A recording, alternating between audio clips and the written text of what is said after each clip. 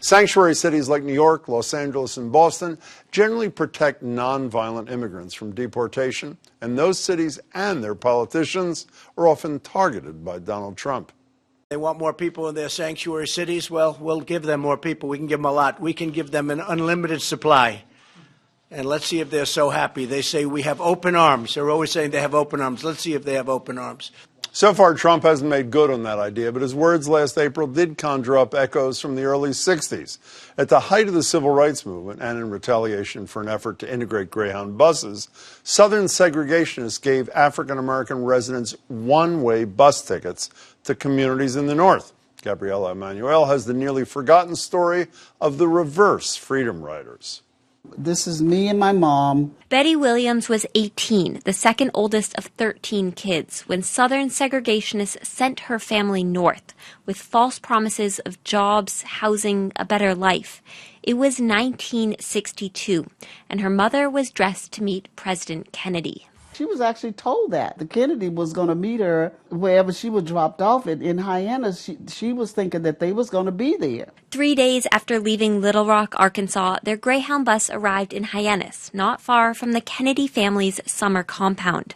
President Kennedy was not there to meet the bus, but Margaret Mosley was. Most of the people who came had only a shopping bag with perhaps one change of clothing, no money, knowing nobody. It was one of the most inhuman things that I have ever seen. A longtime civil rights activist, Mosley knew that the people on board, the so-called reverse freedom rides, were pawns in a segregationist game. The Northern liberals and the NAACP, Urban League, and people like that especially, they have been crying the sing-song in behalf of the Negroes throughout the nation. And, of course, now when it comes time for them to put up or shut up, they have shut up. About 200 African Americans were given one-way bus tickets north. Nearly half of them ended up in Hyannis.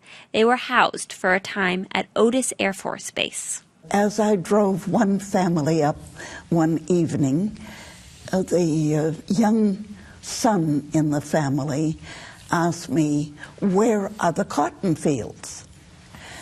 I said, "We have no cotton fields here."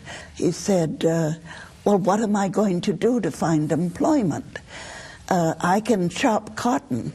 I don't know how to do anything else." We didn't really have anything. We just had our clothes, and we didn't have furniture and stuff like that we can bring here. Like many of those sent to Hyannis, the Williams family ultimately moved to Boston in search of work. Things they'd never experienced before started to define their lives. Drugs, jail, neighbors who didn't know or care about them. And then there were things they were familiar with: racism. In Boston, some of the Williams children experienced the worst of school busing. But the people from Arkansas that sent us from the south to the north, I have no anger in my heart against them. I don't want no hatred to live in my heart nowhere. I don't have no room for that. So I just keep moving forward. Shaped by history, her family's and the country's. Gabrielle Emanuel, WGBH News. Reporter Gabrielle Emanuel and senior digital producer Emily Judum have a lot more on this story on our website, including how Southern states paid a price for the reverse freedom rides.